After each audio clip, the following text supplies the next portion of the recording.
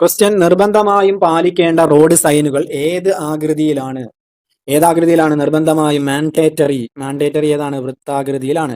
Next, air cooled engine സാധാരണയായി ഉപയോഗിക്കുന്നത് സ്കൂട്ടറിൽ ടയറും റോഡും തമ്മിൽ എന്ത് ബന്ധമാണ് വാഹനങ്ങൾ ചലിക്കാൻ കാരണം? ഘർഷണം. മാറിപ്പോരുത്, ഘർഷണമാണ്. നെക്സ്റ്റ്, റൂട്ട് പെർമിറ്റ് നൽകാനുള്ള അതോറിറ്റി ഏതാണ്? RTO എഴുതരുത്, RTA ആണ്. RTA road transport, RTA.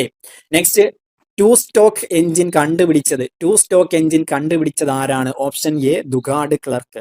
അന്നേരം ക്ലർക്കാണ് ഇത് കണ്ടുപിടിച്ചതെന്ന് മാറിപ്പോരുത്, ക്ലർക്ക്. നെക്സ്റ്റ്, എഞ്ചിൻ ടോർക്ക് അളക്കുന്ന യൂണിറ്റ് ന്യൂട്ടൺ മീറ്റർ. അതറിയാം, എഞ്ചിന്റെ ടോർക്ക് അളക്കുന്നത് ന്യൂട്ടൺ മീറ്റർ ആണ്. നെക്സ്റ്റ്, 7500 കിലോ വരെ ഭാരമുള്ള വാഹനങ്ങളെ ഏത് കാറ്റഗറിയിലാണ്? ഏതാണ്? LMV, light motor vehicle.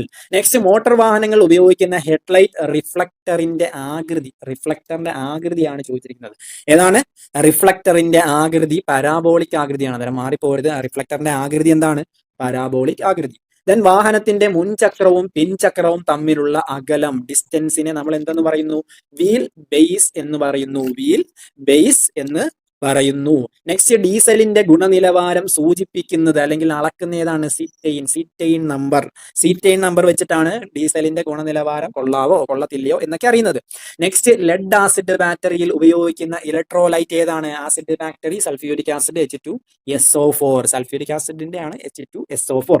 Next, 205/55 R16 എന്ന ടയർ സൂചകത്തിൽ R എന്തിനെ സൂചിപ്പിക്കുന്നു? നമ്മൾ കഴിഞ്ഞ ക്ലാസ്സിൽ ഡിസ്കസ് ചെയ്തിരുന്നു. ഇതിന്റെ ഈ നമ്പർ 205ഉം 55ഉം 16ഉം എന്താണെന്നൊക്കെ നമ്മൾ ഡിസ്കസ് ചെയ്തിരുന്നു. അന്നേരം R എന്ന് പറയുന്നത് റേഡിയലിനെയാണ് സൂചിപ്പിക്കുന്നത്. ദെൻ ഹൈഡ്രോളിക് ബ്രേക്കിംഗ് സിസ്റ്റത്തിന്റെ പ്രവർത്തന തത്വം എന്താണ്?